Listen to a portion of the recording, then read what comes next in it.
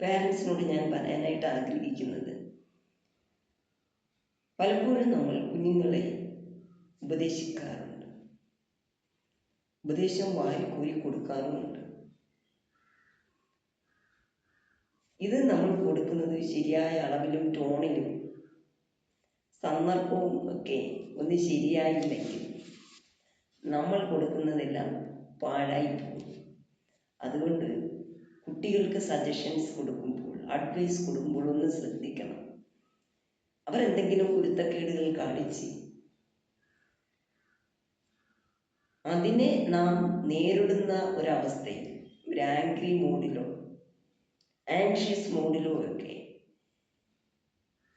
അവനെ നമ്മൾ കറക്റ്റ് ചെയ്യുവാനായി പോയാൽ, ഒത്തിരി അഡ്വൈസ് ആ സമയത്ത് കൊടുത്താൽ അവൻ്റെ ബ്രെയിൻ അതൊന്നും സ്വീകരിക്കില്ല. കാരണം കുട്ടി ആ സമയത്ത് സ്ട്രെസ് എന്നുള്ള അവസ്ഥയിലാണ്. ഒരു സ്ട്രെസ്ഫുൾ ആയിട്ടുള്ള ഒരു ടൈമിൽ ഒരിക്കലും ഇതൊന്നും സ്വീകരിക്കാനുള്ള ഒരു മാനസിക അവസ്ഥയിലല്ലായിരിക്കും. അപ്പം നമ്മുടെ ഈ ഉപദേശം എപ്പോഴും ഇതേ ഒരു മോഡ് ഓഫ് രീതിയിലാണെങ്കിൽ കുഞ്ഞ് ഒന്നേ നമ്മെ കണ്ട് പേടിച്ചരണ്ട് ഒന്നിനും കൊള്ളാത്ത ഒരു വ്യക്തിയായിട്ട് നമ്മുടെ വീട്ടിനകത്ത് ഒതുങ്ങിക്കൂടും. അല്ലെങ്കിൽ അവൻ നിങ്ങളെ നിഷേധിക്കുന്ന ഒരു വ്യക്തിയായിട്ട് മാറും. ഇവിടെ നമ്മൾ വളരെ കരുതലോടെ മുന്നോട്ട് പോകണം. കുട്ടികൾ എന്തെങ്കിലും കുരുത്തക്കേടുകൾ കാണിച്ചാൽ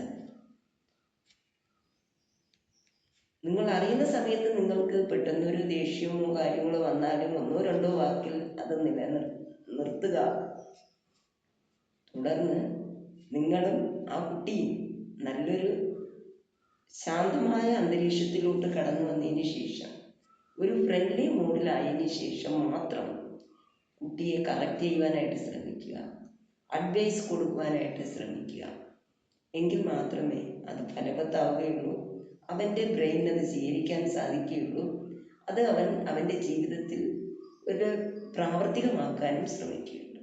ഈ ഒരു കാര്യം നമ്മൾ മനസ്സിൽ വെക്കണം. ആവശ്യമില്ലാതെ അനാവശ്യമായിട്ട് അനവസരങ്ങളിൽ അല്ലെങ്കിൽ പൊതുജന മധ്യത്തിൽ വെച്ച് കുഞ്ഞുങ്ങളെ ശകാരിക്കുന്നതും അതിനോടൊപ്പം കുറച്ച് അഡ്വൈസ് കൊടുക്കുകയും ചെയ്യുന്നത് ഒരിക്കലും ഫലവത്താവുകയില്ല.